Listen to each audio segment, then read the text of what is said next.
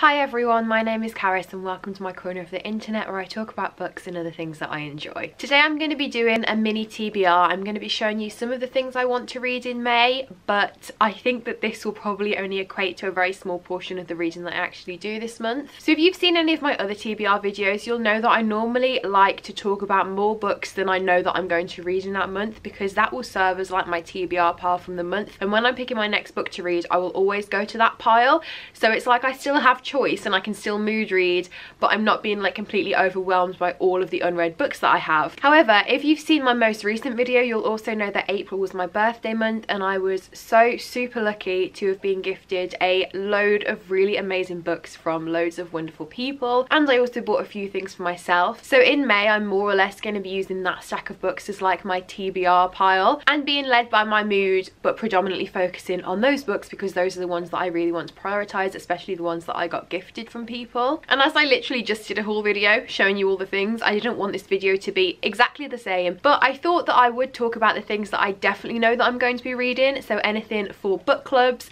and then a couple of other things as well that I just want to definitely prioritize more than anything this month. So I am currently taking part in 2 book clubs, one of them being the book club for Book Bar, which is an independent bookshop and wine bar in London, and that's all done online, and it's sort of like a author interview. So last month we read Love After Love by Ingrid Passard, and then how it worked was Chrissy, who owns Book Bar, and Ingrid did like a Zoom call, but it was like they were the hosts and the panelists, so the only 2 people that were on screen, and then everyone else could like type and chat in the Q&A or the chat section, and it was just so interesting. I absolutely loved hearing the author talk so in depth about her book, especially because I loved it. So the book for May that we're going to be reading is Small Pleasures by Claire Chambers.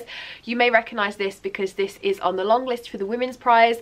I think by the time this video goes up the shortlist will have just been announced, but as I'm filming it, it hasn't yet. It may have been shortlisted, who knows. Either way, it's been given some acclaim recently and a few more people have been talking about it. So this one is set in 1957 in East London, and it follows the story of a journalist who lives a fairly quiet life until one day another woman contacts her and tells her that she's the daughter of a virgin birth. And then I think this journalist begins looking into the story to see whether it's a hoax or whether there's an element of truth in it, and her sort of mundane quiet life gets turned upside down. I have heard a few mixed things about this because I did watch quite a few videos where people reacted to the long list or tried to read their way through the long list, and I've heard a couple of people say that they loved it and it was one of the ones that they were hoping was going to be on the long list, and then they were like thrilled that it was.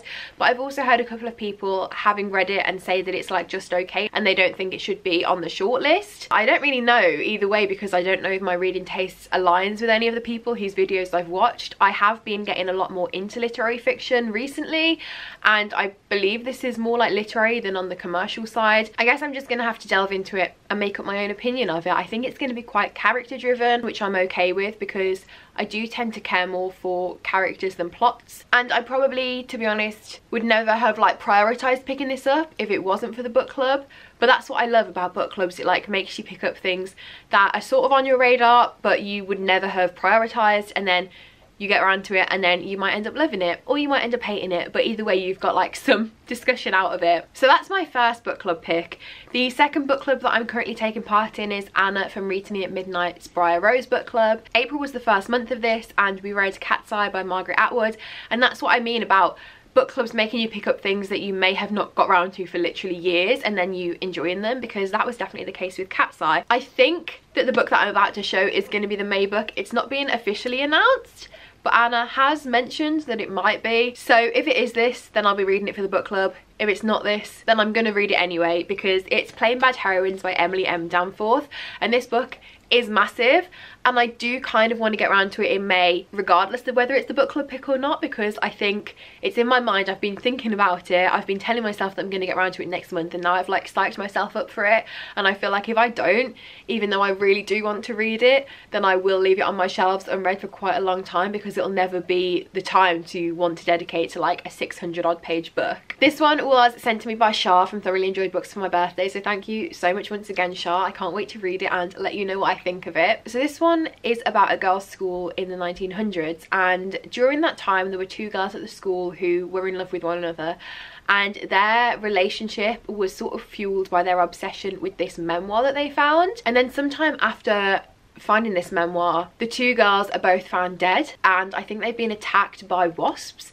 And I think the memoir is sort of found nearby, and then shortly afterwards other girls at the school begin following the same fate. And I think because of this, the school ultimately gets shut down until the present day, when a film crew turn up there and they are beginning to make a documentary on everything that went on in the past. Sorry, I've actually just read the inside blurb and it says that it's a controversial horror movie, not a documentary. But similar vibes there, back at the school, and I guess we're going to find out more about what happened all these years ago. So as I said in my haul, this book's premise instantly intrigued me when I first heard about it, because I love anything that has a sort of girls' school element to it. I thought it was a boarding school. I'm not actually sure if it is or not, but either way, it's definitely a setting that is like a buzzword for me. And I was also particularly interested in the idea of this film crew going back to somewhere that's been the site of something tragic, because that reminds me of After the Silence by Louise O'Neill, which focuses on a murder that's taken place on an island, and then 10 years later a documentary crew goes back there and sort of does some digging around.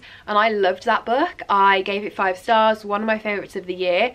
Obviously this isn't exactly the same because the historic event is a lot further back in the past and they're making a horror movie, but I do still like that idea of a film crew being there digging things up. I guess some like scary things are going to happen, and I'm intrigued to learn more about the lives of these two girls and see what their relationship was like, given the fact that it was 1900. So those are my 2 book club picks, and the other thing that I really want to do and read this month is volume 4 of Heartstopper by Alice Oseman, which is out in May. And I'm thinking that because of that, I'm going to do a little Heartstopper marathon and reread all of the first 3 volumes of the graphic novel series, which I've got here, and then also pick up Nick and Charlie as well, which was a gift from Sylvie from the TBR diaries for my birthday. So I just love this series so much. It's actually also going to be coming on to pretty much exactly a year since the first time I read it, and it was really the thing that re-sparked my love of reading. I think before having read volume 1, I'd only read 4 things in the whole of 2020, and then I absolutely flew through all 3 of these. I only had the first one at the time, flew through it so quickly, and then instantly ordered the next 2, and then just read the second 2 in like an afternoon, and it was just a really great time. And it made me think like, oh yeah, you used to love reading, Caris, maybe you should try doing that again. And now here I am. I have the 4th one on pre-order. Hopefully it will be coming soon. I've seen some people say that theirs have like shipped early, and I'm like, well, Waterstones, where's mine? But if you don't know, Heartstopper is basically just the story of Nick and Charlie, who are 2 boys that fall in love with each other, and it's just a really beautiful story. Alice Oseman's illustrations are just so lovely, and what I really love about these is that there's a really great and diverse cast of side characters as well. I'm also so hyped at the moment because the cast for the new series that they're doing has just been announced. Alice shared a picture on Twitter and Instagram, and the casting is like so perfect, and I'm just so happy to see that. And it's just so refreshing to see like real teenagers actually playing teenagers. It shouldn't be a novel concept, but it is. I could just read the 4th one without rereading the first 3 when it comes out, but because they are so short and I know that I can get through each of them in like an hour, a couple of hours, then I really want to try and marathon the first 3, then go on to the 4th one as well. And then when I finish that, I will be reading Nick and Charlie. As I said, I believe that this one is set after the 4th one. Apparently this one deals with Nick leaving for university and Charlie being left behind at 6th form, so that would make sense in terms of the timeline for it taking place after. I read This Winter, which is the other little novella, earlier in the year, and I could reread that one as well, but I think because I've read it so recently and it was so Christmassy, I'm gonna leave that one for now. But I did really enjoy the reading experience with that. I flew through it.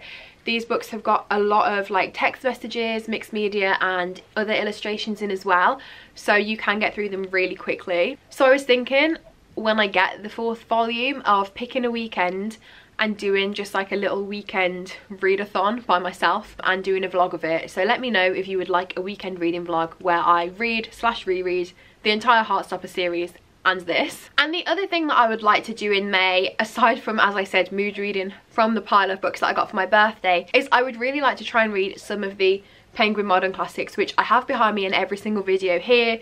The first one I've just pulled out is Letter from Birmingham Jail by Martin Luther King Jr. I got these for Christmas, and I said in my Christmas haul that I was going to try and make an effort to get through them. And have I done that? No, because I haven't read any of them yet and I have the whole box set.